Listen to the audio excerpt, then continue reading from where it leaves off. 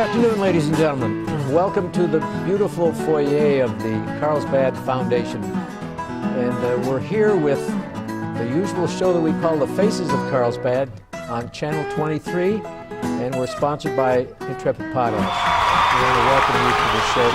This is a show where you might know the people we interview, and then again, you might not.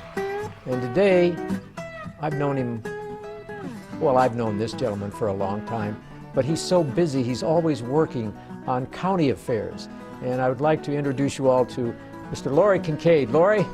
Glad to be here. It's a pleasure to see you again. I'm glad to be here. We're going to get started from the very early days of where you were born and where you grew up, Laurie, and we're going to get into some interesting things later on, how you got involved with, what's the gentleman's name, Guy Lutman? You know, we'll get involved in that. Yeah, well, I like to tell people I was born at the Sonic Drive-In. The Sonic Drive-In? Yes. There used to be an old motel there, the Hermosa Courts. I remember that. And Mother and Dad were living at El Paso Gap, and they came in, and the doctor delivered me in a motel room there in that old Hermosa Court. So you're a Sonic man then? I'm a Sonic man. And, you know, I tell everybody, well, you know, I've never been in the hospital other than twice as an outpatient. I wasn't born in a hospital, and I just hope I don't ever have to go. But that sounds good to me. I like that. So you were born here in Carlsbad? Yeah, I was born here in Carlsbad. Mother and Dad had the ranch in El Paso Gap. And then in 1949, Dad sold that, and we moved to the old Free Holy House at Pine Spring. And that was in Texas, right? Yes, it was in Texas. And I went to school at the El Paso Natural Gas Company was building a compressor station down under the mountain there towards Salt Flat, and I think 25 or 30 houses. And so they were building a two-room school there for the kids in that station, and that's where we went to school. But we had to go to school in a big old World War I tent for about a month till they finished that schoolhouse. Oh my! And when I graduated 8th grade, that's as far as the school went. Well, Mother and Dad bought a home here in Carlsbad, which we always did business here. This was the headquarters in Carlsbad. And they bought that house, and we came here, and I graduated from Carlsbad High School. And I started the school at El Paso Gap School, went 2 years there. Our family is the only family that had 3 generations go to that school. My grandmother went there in 1918, and my mother and dad both went there, and then I went there. What year did you graduate from high school? 59. 59. And whenever we were going to school at El Paso Gap, we had to have a minimum of 12 kids to keep that school, and it went through 8 grades. So I'll be darned. I was, and you know, people talk about these one-room schoolhouses. You'd be really surprised. I think you get a better education there. I know the teacher would come start me when I was in the 1st grade with my little lessons and show me what I needed to do and so forth and so on. And then they'd go to the 2nd, 3rd grade or whatnot. Well, you automatically, you know, listen to that and retain some of it. And I know when we went to the old Guadalupe compressor station there, why, the Texas school deal, they wanted to set me back a grade because I was so young, because I barely was 5 when and Mother said, well, can he do the work? And they said, yes. And she said, no, you're not going to set him back. So, but you do a lot. The worst thing about it, of course, one thing, it really helped me, I never did smoke. I just never, because back in those days, all the older kids in school, they either chewed tobacco or smoked Bull Durham or Prince Albert's cigarettes, and I couldn't stand any of it. So I just never acquired that habit. That was probably a wise move. Yes, it was. I thank them for it every time I see one of them that's left. Of course, there's not many of them left. No, so. That's true too. So anyway, you enjoyed that one-room school. Oh yes. And as you're sitting there telling me this, I'm absorbing what you're saying, because you're listening to 2nd graders, 3rd graders, 4th graders, and you're bound to pick up some things. You do. You can't help it. Yeah. You absorb some of it. Yeah. And of course, then we didn't have any electricity. We didn't have television. So when you went home, you either read or played or whatever. Did you have a radio that you could pick up? We had an old battery-operated radio, but really the main things that they would listen to the Grand Ole Opry on Saturday night, and Dad loved to listen to the Joe Louis prize fights.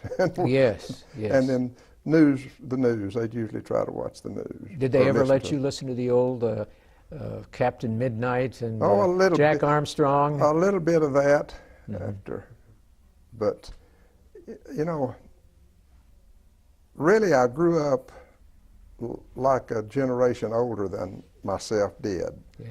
Because we lived there. We lived on my great-grandfather's old homestead, and we lived there till 49, and Dad sold out.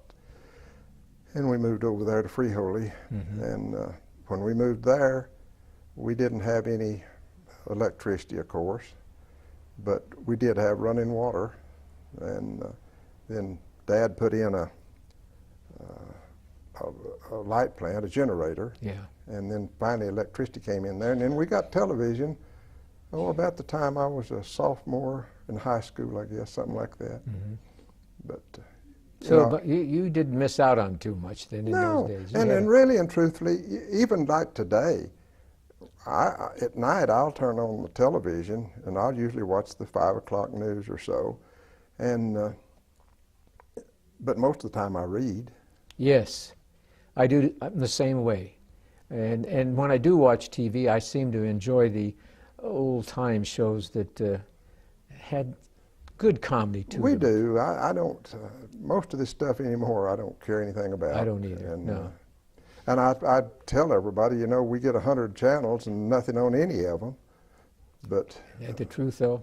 I read. I'll read all the time. What do you like to read? What kind of books do you like to read? I don't particularly read books. I like a lot of magazine articles, and of course, I really like agricultural industry publications and stuff like that, because, you know, whether most people realize it or not, the only industry in the United States that has never been equaled by any foreign country is the agricultural industry. Yes, that's true. And they cannot touch us.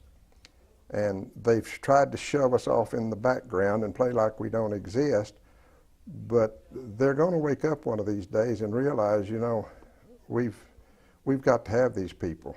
Absolutely. And I've always said that if you know, we become dependent on foreign oil and numerous stuff. Now they've started importing an awfully lot of our groceries. If we become totally dependent on foreign countries for our food supply, we're not a superpower anymore. No, that's for sure. We're a slave nation to somebody.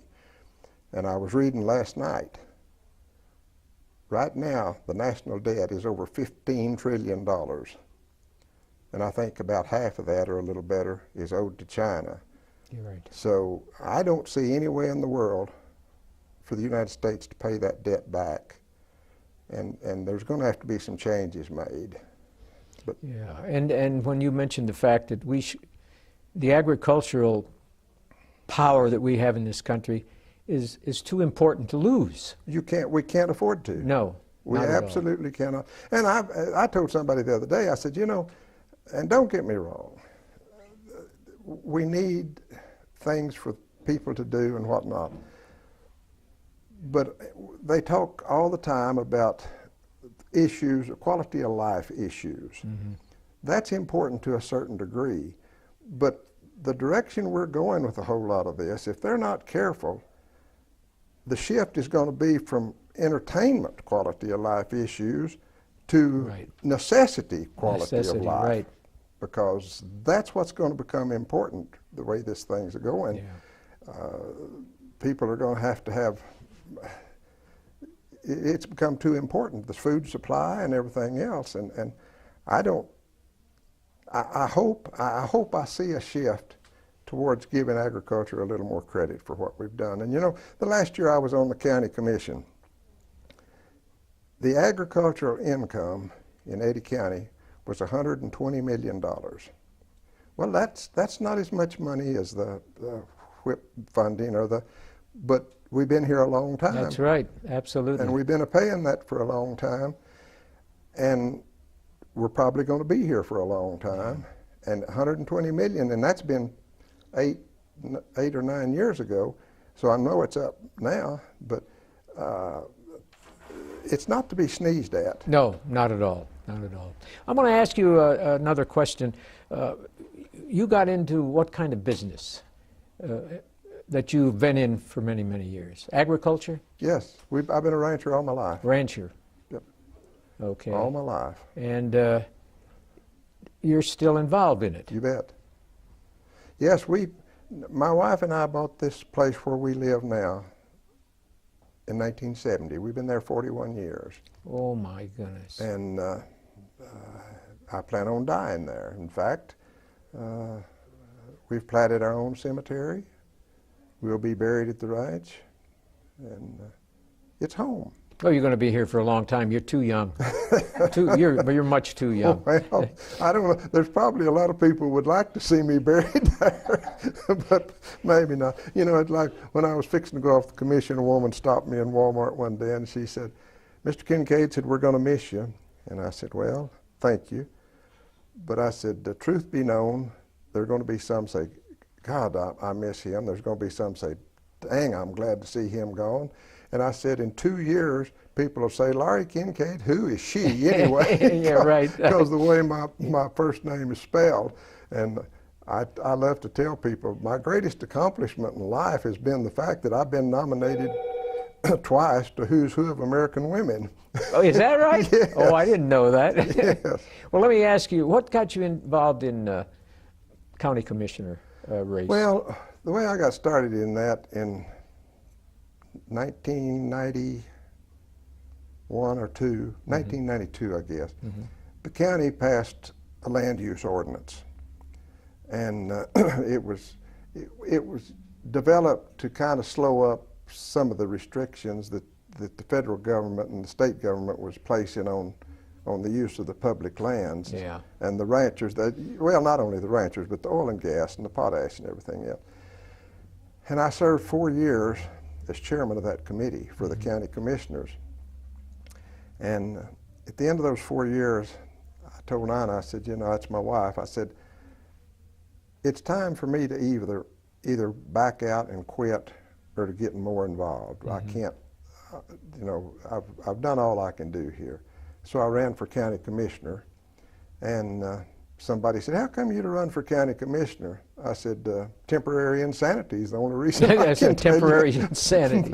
I love it. I served 8 years, and I enjoyed it. But that's another deal. You get to a point that you kind of suffer from burnout, and I'm sure my friend over here will probably tell you that he's been scorched just a little here. Talking to him, I know he had. Yes, it gets. But he's enjoyed it too. Well, you do. You enjoy it, and you like to think that when you leave, that you've done some things that helped, that was of benefit to the county and to the state and so forth. And you know, I told everybody, I said, I know you find this hard to believe, as charming as I am, but my wife even disagrees with me once in a while. Oh, no, wait, you're kidding. Yeah. I can't believe that. And I don't care what you do. Some people are not going to agree with what you do. Yeah. But you know, and we all make mistakes. I made mine, but I think all in all, we had a good commission, and we did what we did. And well, you worked well together, the commission, through the years. Oh yeah, we'd have our fusses and our fights, but that was all of it, which went on. We didn't. We had. You know, we had a good working relationship. We really did. Now, when you read these magazines dealing with agriculture, do you get some good ideas that you were not aware of? You know, not particularly. Sometimes you do. I like to read about the different producers or whatever, and some of the things they're doing, because you know, you get some ideas out of some of that once in a while. I love to read about the general economy of the agriculture thing. One of the things that frustrates me is the fact that we have got such a productive agriculture, and the United States does not utilize it to its fullest potential, because it could be the greatest export thing that this country could have to export. And to balance our trade. Especially to those countries that are having serious problems right now. You bet. It could do, but I don't know. Now this dry spell that we just had recently, that's created some problems for... Oh yes, it's been costly. Yeah. It really has. In the 50s, we had one similar to this, and I remember my dad sold every cow we had. Is that right? It was horrible. But if anybody goes into agriculture to get rich, they're barking up the wrong tree. It's not there. Yeah. But it's a good life. It's a good way of life. And you take our ranch, we're just 12 miles out of town, and our girl lives there. We just have the one girl. Mm-hmm. She works in town. She works at the extension office. Yeah. And I've told her and her boys, I said, you know, there's not a better life. This is a good place to live, and it's got, you're close enough to town, you can work in town, and yeah. Better keep your job and develop your retirement, because really the main money that's made in agriculture anymore is the increase in the value of the land increases enough, as it has been for the last 20 or 30 years, that's where you made your money. Mm-hmm. And if you decided to sell it. But like we don't plan on selling. And and when we asked our daughter, we were talking about planting our own cemetery there at the ranch, and we asked her, said, will it bother you? She said, not if you'll make it big enough for me. So hopefully we've got it, it'll be still in the family in 2 or 3 generations. What a nice daughter. But now, does she have some children living in? She's got one boy left living there at the house. Mm-hmm. Is he enjoying?